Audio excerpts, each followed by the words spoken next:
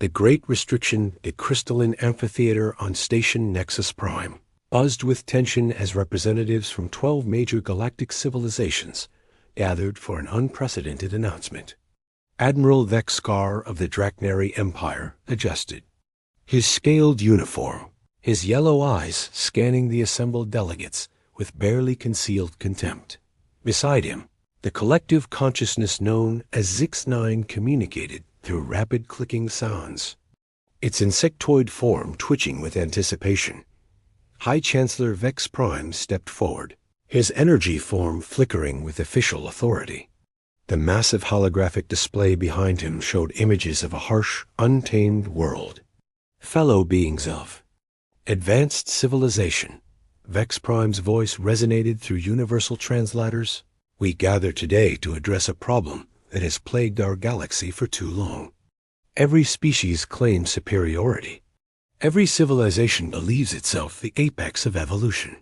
Wars have been fought over these claims, resources wasted, pride wounded. The crystalline delegate, Crystal Lord Ven, pulsed with blue light. The mathematical probability suggests this gathering concerns more than philosophical debate.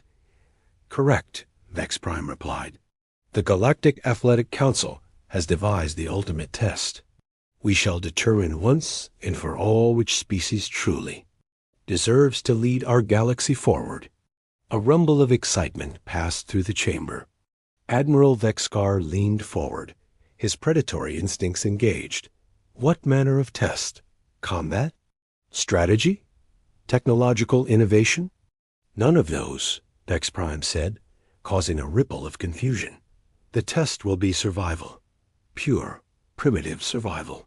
The holographic display shifted to show detailed scans of a hostile planet. Vast forests covered most continents, broken by jagged mountain ranges and storm-lashed seas. Strange creatures moved through the wilderness, their forms alien even to this diverse gathering. Planet Zerion 7, Vex Prime continued. Gravity 1.3 times galactic standard. Unpredictable weather. Patterns. Aggressive native fauna. Limited freshwater sources. No intelligent life to provide assistance. Zix-9's collective voice buzzed with interest. Parameters for technological assistance? None permitted, Vex Prime declared. No energy weapons. No advanced communication devices. No nanotechnology. No AI assistance. Each team will receive only the most basic tools. Simple cutting implements, rope, fire-starting materials, and basic containers. Everything else must be crafted from available resources. The chamber erupted in shocked protests. Crystal Lord. Ven's form flickered rapidly as he processed this information. This proposal lacks logical foundation. Advanced civilizations transcended primitive survival millions of years ago. Such skills are obsolete. Exactly the point, Vex Prime replied calmly. We have become dependent on our technology. This competition will reveal which species maintains the core abilities that originally allowed them to achieve greatness. Admiral Vexkar slammed his clawed fist on his console. The Draknari accept this challenge. Our warrior heritage runs deeper than any soft civilization's reliance on machines. Other delegates voiced their agreement, though with less enthusiasm. The mathematical precision of the crystallines would surely translate to survival efficiency. The collective intelligence of the Zix-9 swarm would coordinate resources perfectly. Each species found reasons for confidence. Then a small voice spoke from the back of the chamber. What about the humans? The question came from Ambassador Keelix of the minor Yutani Republic. Every head turned toward the observation section, where 3 humans sat quietly. They had been invited as observers, representatives of one of the galaxy's newest spacefaring species. The chamber filled with various sounds that served as laughter across different species. Admiral Vexkar's rumbling chuckle was particularly loud. Humans? Those soft bipeds from the third-rate world? They barely qualify as spacefaring. Their technology is laughably primitive, added Crystal Lord Ven. They still use chemical propulsion for most applications.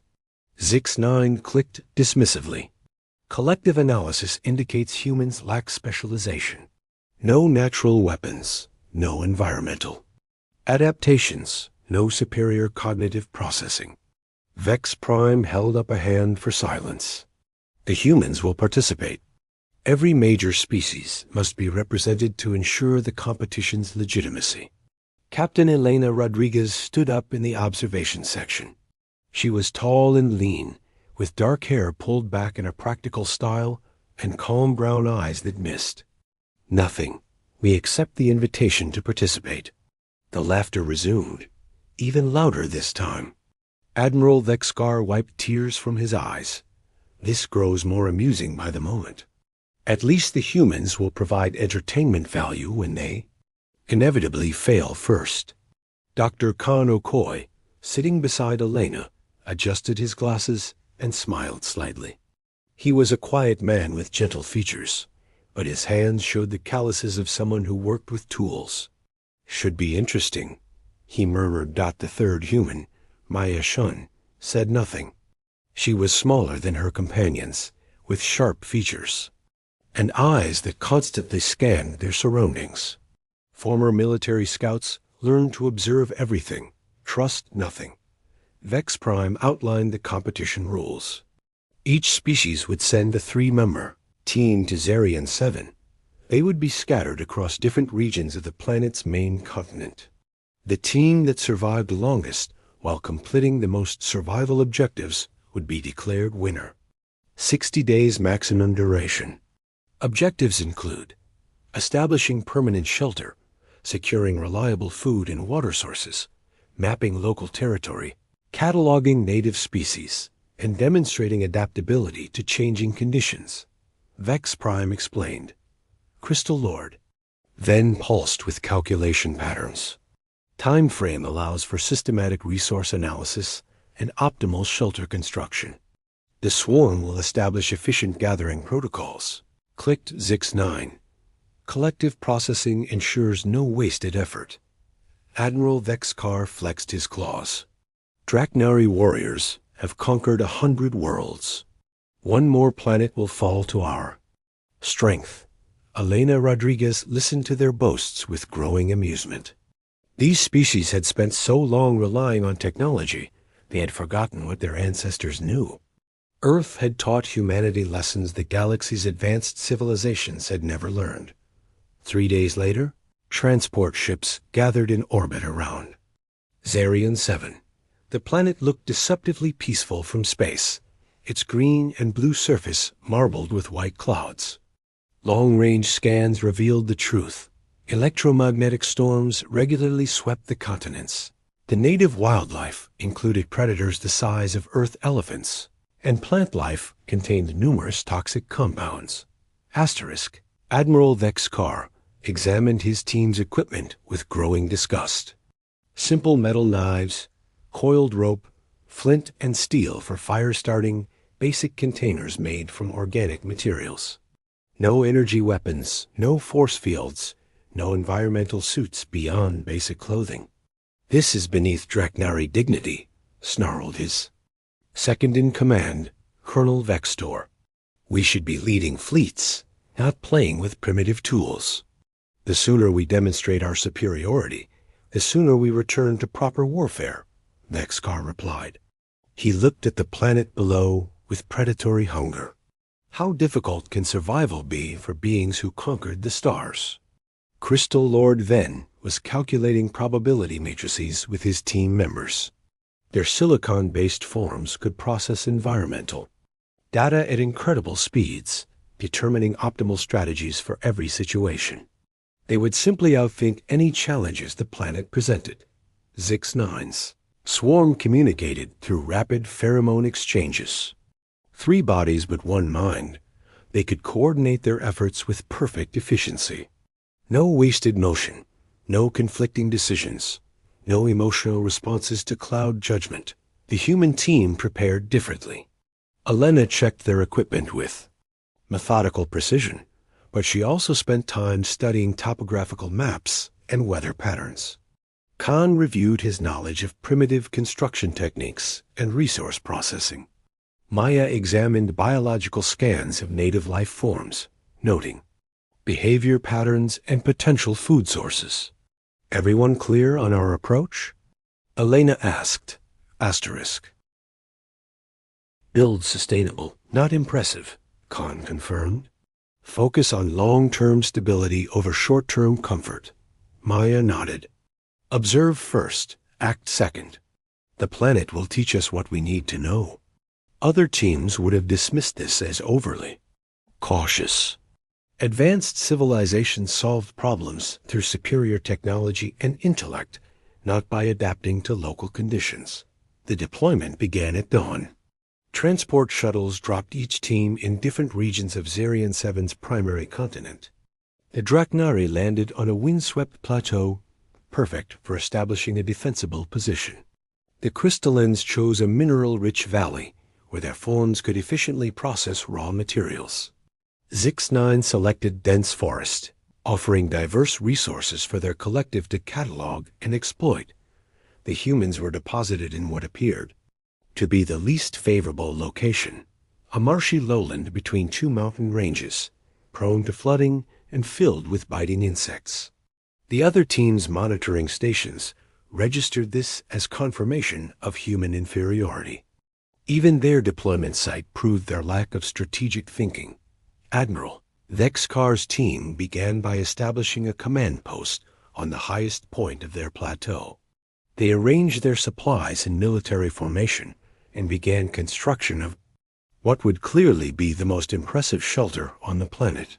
Using their superior strength, they hauled massive stones to create defensive walls. Crystal Lord Ven's team immediately began systematic analysis of their environment. They calculated optimal shelter placement, efficient resource allocation, and probability-based foraging strategies. Their mathematical approach would eliminate all inefficiency. Zix-9's collective scattered through the forest with perfect coordination. One body gathered food, another collected building materials, the third mapped territory. Their hive mind efficiency was already producing impressive results. The humans started by doing what appeared to be nothing at all. Elena sat on a fallen log and watched the sky for an hour, noting cloud patterns and wind direction. Khan walked the perimeter of their area, examining soil composition and water flow. Maya climbed a tree and observed animal behavior. Monitoring stations recorded this as typical human incompetence. While other teams were building shelters and gathering resources, the humans wasted precious time on pointless observation. By the end of the first day, the Draknari had constructed an impressive stone fortress. The crystallines had built a geometrically perfect shelter with calculated ventilation and optimal thermal properties. Zix-9 had established multiple resource caches and begun systematic harvesting of edible plants. The humans had built a small, unremarkable shelter in what looked like the worst possible location, a muddy depression near the swamp. Their construction was crude compared to the architectural marvels created by other teams. Galactic observers logged this as expected performance. Humans lacked the strength of Draknari, the intelligence of crystallines, and the efficiency of Zix-9. Their inevitable failure would provide amusing contrast to superior species success. On the second day, Zarian 7 revealed its true nature. The electromagnetic storm struck without warning. Lightning split the sky in continuous sheets, and winds reached hurricane velocity. The Draknari fortress, built on the highest ground, became a lightning magnet. Massive stones cracked under electrical assault, and the team huddled in terror. As their pride became a death trap, Crystal Lord Ven's mathematically perfect shelter proved vulnerable to variables his calculations hadn't considered. Flash flooding filled his optimally positioned valley, washing away carefully arranged resource stockpiles. ZYX-9's scattered approach became a liability when the storm separated their collective bodies. For the first time in their species' memory, the hive mind experienced disconnection and panic. The humans' crude shelter, built in that muddy depression, proved to be perfectly positioned. Elena had recognized the area as a natural drainage basin that would channel floodwaters safely around them. Their unremarkable construction was specifically designed for the severe weather Maya had predicted from animal behavior, while other teams fought for survival against the storm. The humans sat comfortably in their shelter, sharing hot soup made from plants Khan had identified as edible. They had turned the worst deployment site into the safest refuge on the planet. When the storm passed, monitoring stations detected something unprecedented. The human settlement was not only intact, but improved. They had used the storm's runoff to create a natural water collection system and had harvested additional building materials from debris. Meanwhile, other teams were discovering the harsh reality of Zerion 7. The Draknari's strength meant nothing when their fortress crumbled. The crystalline's intelligence couldn't process variables their databanks had never encountered. Zix-9's efficiency collapsed when primitive conditions disrupted their technological coordination. Admiral Dexkar stood among the ruins of his fortress, scales dulled with exhaustion and defeat. This is impossible. We are superior beings. We conquered the stars. Colonel Vextor looked at the distant human settlement, where smoke rose peacefully from a well-maintained fire. Perhaps, he said quietly, conquering the stars and surviving. On planets are different skills. On the morning of Day 7, something unprecedented happened.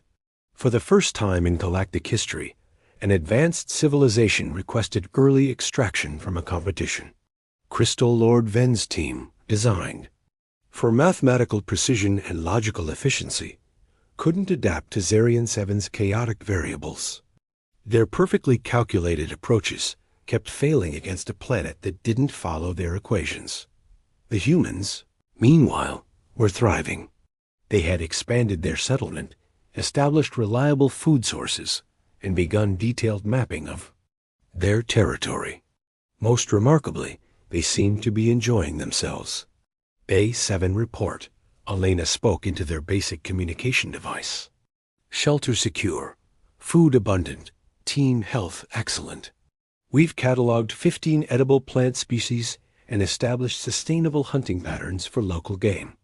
Khan's voice added, construction of expanded workshop area complete. We now have tools for advanced crafting and food preservation. Maya's contribution was typically brief. Territory mapped 5-kilometer radius. No significant threats detected. The monitoring stations recorded this information with growing confusion.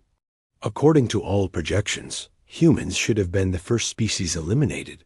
Instead, they were demonstrating capabilities that advanced civilizations had lost millions of years ago. Admiral Dexkar watched the human reports with growing fury. His mighty Draknari warriors were struggling to maintain basic shelter, while these soft bipeds built what looked like a permanent settlement. It was unacceptable. It was impossible. It was about to get much worse. Asterisk the primitive predators by Day 15. The competition had become an embarrassment for the galaxy's advanced civilizations. 3 teams had already requested emergency extraction. The crystallines couldn't adapt their rigid thinking to chaotic conditions. The ethereal consciousness had discovered that energy beings needed more technological support than anticipated. The mechanoid collective found that artificial intelligence failed catastrophically without digital infrastructure. Meanwhile, the humans continued to thrive with almost insulting ease. Admiral Dexkar studied surveillance footage of the human settlement through his damaged equipment. What he saw defied every assumption about technological superiority. The humans had constructed what could only be described as a small village. Multiple buildings served different purposes: workshops, food storage, sleeping quarters, even what appeared to be a recreational area. How? Colonel Vextor whispered. They have the same basic tools we received. How are they building structures we cannot? Vexcar scraped against his viewing device. They must be cheating. Hidden technology. Secret assistance. No primitive species achieves this. The Draknari weren't alone in their suspicions. Zix-9's collective had spent days analyzing human activities, searching for evidence of rule violations. Their hive mind processing power found nothing. The humans used only permitted materials and tools, yet achieved results that seemed impossible. What the aliens didn't understand was that humans had never stopped being primitive. While other species had evolved beyond their origins, humans carried their survival skills forward. Every human child learned to build fires and shelters. Human sports included hunting, fishing, and wilderness navigation. Human entertainment included survival competitions and outdoor adventures. Earth had taught humanity that technology failed. Equipment broke. Systems malfunctioned. When that happened, the species that survived was the one that could revert to basic skills. Humans had maintained those skills because their Deathworld had never allowed them to forget. Elena. Rodriguez checked the morning trap lines with Maya, their routine as natural as breathing. 12 small animals for breakfast, plus several fish, from the weir they'd constructed across a stream. Khan had identified 6 new edible plants yesterday, adding to their growing agricultural knowledge. How long do you think the others will last? Maya asked, noting fresh tracks from native predators near their territory. Depends how stubborn they are, Elena replied. Pride kills faster than starvation. She was right. Admiral Vexcar's pride was consuming him like poison. The mighty Draknari Empire, conquerors of 100 worlds, were being humiliated by beings they considered barely sentient. His team was down to emergency rations while humans feasted. His shelter leaked while they had built comfortable homes. His territory was contested by native predators while they had somehow achieved peaceful coexistence with local wildlife. The breaking point came on day 20.x-KAR. Watched surveillance footage of Elena Rodriguez casually walking among creatures that had driven his warriors to shelter. The predators that terrorized Draknari positions seemed to ignore human presence entirely. It was impossible. It was infuriating. It had to be stopped. New strategy. Vexcar announced to his remaining team members. Direct confrontation. Colonel Vextor's scales paled. The competition rules prohibit aggressive action against other teams. Rules written by weaklings, Vexcar snarled. We will demonstrate Draknari superiority through traditional methods. What followed was the worst military decision in Draknari history. Vexcar's team approached the human settlement at dawn, expecting to find soft civilians unprepared for combat. They moved with typical Draknari arrogance, their superior strength and natural weapons making victory seem inevitable. They found Elena Rodriguez waiting for them at the edge of human territory, sitting calmly on a fallen log with her, hands visible and empty. Admiral Vexcar, she said pleasantly. You seem upset. The Draknari leader towered over her, his form bristling with predatory menace. Your cheating ends now, human. No primitive species surpasses Draknari achievement. Elena tilted her head. Curiously, what cheating? Your monitors have observed everything we've done. Impossible achievements require impossible methods, Vexcar growled. You will reveal your hidden technology or suffer consequences. Elena stood slowly, her movements casual, but somehow making the Draknari step back involuntarily. Admiral, you're making assumptions based on incomplete data. Explain. Elena gestured toward her settlement, where Khan and Maya were going about their morning routine. You assume we're primitive because we're new to space travel. You assume we're weak because we lack natural weapons. You assume we're stupid because our technology seems basic. Vexcar's claws extended. correct assumptions. Elena smiled, and something in that expression made Colonel Vextor's warrior instincts scream warnings. You know what we call planets like this one back home? Irrelevant. Tuesday. The word hung in the air like a challenge. Elena continued in the same pleasant tone. This is a Tuesday afternoon picnic compared to Earth. You want to know why we're succeeding? It's not because we're cheating. It's because this is easy. Vexkar lunged forward with typical Draknari battle fury, claws extended and jaws gaping. He was faster than human reflexes should have been able to counter, stronger than human muscle should have been able to resist. He found himself face down in the mud with Elena's knee in his back and her voice explaining things with almost educational patience. Earth gravity is higher than this world's. Earth predators are faster than anything here. Earth weather makes these storms look like gentle rain. We don't struggle with survival here because we come from somewhere worse. She released him and stepped back, hands returning to visible positions. Vexkar scrambled to his feet, his dignity as damaged as his scales. This is impossible, he whispered. No, Elena corrected. This is human. The confrontation was recorded by monitoring stations throughout the galaxy. Within hours, every advanced civilization was analyzing footage of their supposedly superior warriors being effortlessly defeated by a species they had dismissed as primitive. Emergency council sessions were called. Military experts studied the recordings frame by frame, searching for explanations that made sense within their understanding of the universe. They found none. Maya Chan emerged from concealment behind a tree, her movements so quiet that even Draknari senses hadn't detected her approach.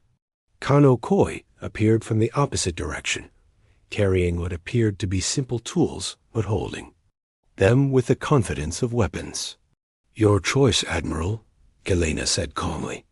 Continue the competition according to the rules, or request extraction before this gets embarrassing. Vexkar looked around at his team, saw defeat in their eyes, and made the only decision his pride would allow. We withdraw. The Draknari extraction shuttle arrived within hours. As they departed Zerion 7, Vexkar stared down at the human settlement through the transport's viewport. What he saw there would haunt him for the rest of his life. The humans weren't just surviving. They were building a civilization. Gardens were taking shape around their structures. Workshops produced increasingly sophisticated tools. They had achieved in 20 days what most species required generations to accomplish, and they had done it with stone knives and determination. YX-9 S Collective watched the Draknari departure with growing unease. If warriors who conquered star systems couldn't challenge humans, what hope did others have? The hive mind began calculating new probability matrices, searching for strategies that might succeed where brute force had failed. Mathematics were disturbing. Every analysis suggested the same conclusion. Humans weren't succeeding despite their primitive appearance. They were succeeding because of it. Day 25 brought the ultimate test of human adaptability. A massive predator emerged from Zerion 7's deep forests, a creature the size of Earth's ancient megafauna, but with intelligence that bordered on sentience. It had been attracted by the activity around various settlements, and was systematically investigating each one. The beast reached 6-9's position first. The collective's perfect coordination meant nothing against a predator that didn't follow their behavioral models. Their hive mind efficiency collapsed into individual panic as the creatures scattered their bodies across kilometers of forest. Other remaining teams detected the threat and prepared defensive positions. Energy weapons would have made the creature manageable, but with only primitive tools, it became an extinction-level threat. The humans detected the beast's approach 3 days before it reached their territory. Territorial predator, Maya reported after studying tracks and territorial markings, probably displaced by our activities. It's checking each settlement to determine threat levels. Khan studied her readings and nodded. Intelligent hunting behavior. It's evaluating us before deciding on approach. Elena considered their options.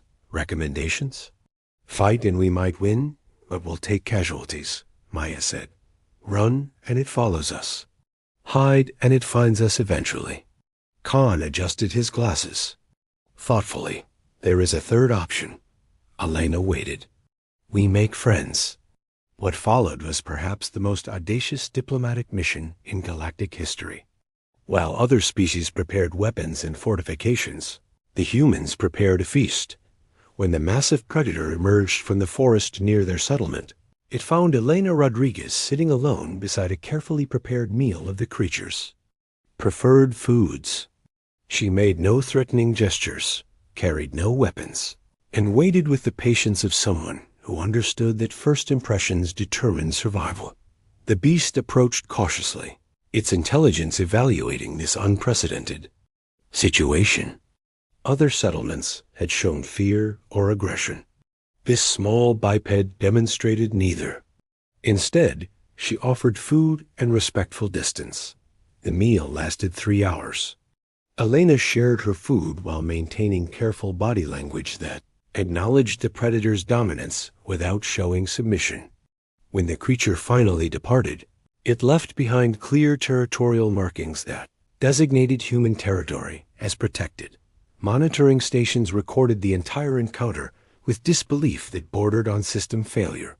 Advanced civilizations had spent millions of years developing weapons to deal with such threats. Humans had made it a friend over lunch. The remaining alien teams requested immediate extraction that same day. Not from fear of the predator, but from growing realization that they were competing against something they couldn't understand or match. Day 30 brought the official end of the competition, though the result had been clear for weeks. Of the 12 species that had entered, only humans remained on Zerion 7. They could have stayed longer, but chose to accept retrieval, having completed every objective with time to spare. The return to Nexus Prime was met with unprecedented silence. Advanced civilizations that had mocked human participation now studied them with mixture of respect and fear. The species they had dismissed as primitive had achieved something none of them could match. They had made a hostile world into a home. Vex-Prime addressed the assembled delegates with obvious discomfort. The competition results are conclusive. Humanity has demonstrated superior survival capabilities under primitive conditions.